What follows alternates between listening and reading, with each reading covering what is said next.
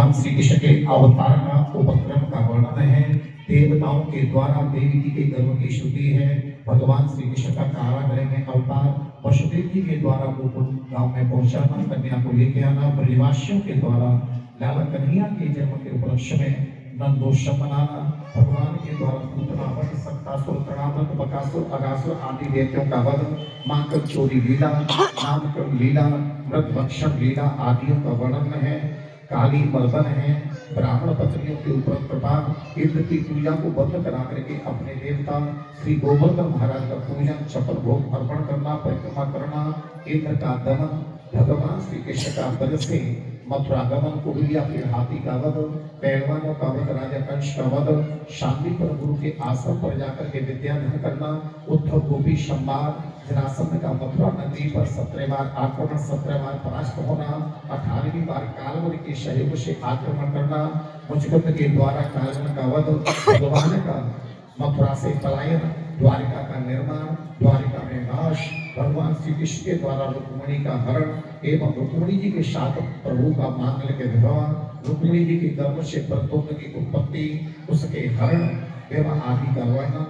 उन्हीं के पुत्र अनिरुद्ध, उनका विवाह रुक्मिणी की पुत्री रोचना के साथ, दूसरा विवाह बाणासुर की पुत्री उषा के साथ संपन्न होना, जिसमें भगवान श्री कृष्ण और भगवान शिव का युद्ध होना। आगे चल के राजा नृग की कथा का बड़ा सुंदर वर्णन है। आदि मंडल सुनामा चरित्र और वेद की स्तुति वर्णित की गई है। भागवत के 11वें स्कंद में 31 अध्याय है, जिसमें सर्वप्रथम ऋषियों के द्वारा यदुकुल को शाप, मूषक की उत्पत्ति, नव योगेश्वर संवाद में नारद जी के द्वारा वसुदेव जी को भागवत धर्म को बतलाना, उद्धव कृष्ण संवाद में दत्तात्रेय के 24 गुरुओं का वर्णन, उद्धव जी के द्वारा भगवान श्री कृष्ण की चरण पादुकाओं को लेकर के बद्रिकाश्रम गमन, भगवान श्री कृष्ण के द्वारा युद्धकुल का विनाश करा करके और भगवान श्री कृष्ण का सशरीर गोलोक गमन बताया गया है। भागवत के 12वें स्कंद में 13 अध्याय है, जिसमें सर्वप्रथम कलयुग का आगमन, कलयुगी राजाओं का वर्णन, इतिहास, युग, धर्म आदि का वर्णन,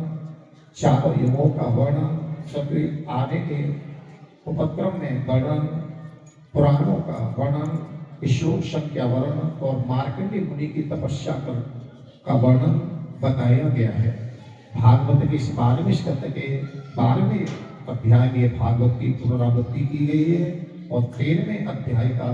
जो अंतिम श्लोक है उसे हम और आप सभी बड़े भाव से उच्चारण करेंगे, बोलेंगे। जो नहीं बोल पाए तो हाथ जोड़ करके ठाकुर जी के चरणों का ध्यान करते हैं। नाम संकीर्तनम यस्य, नाम संकीर्तनम यस्य,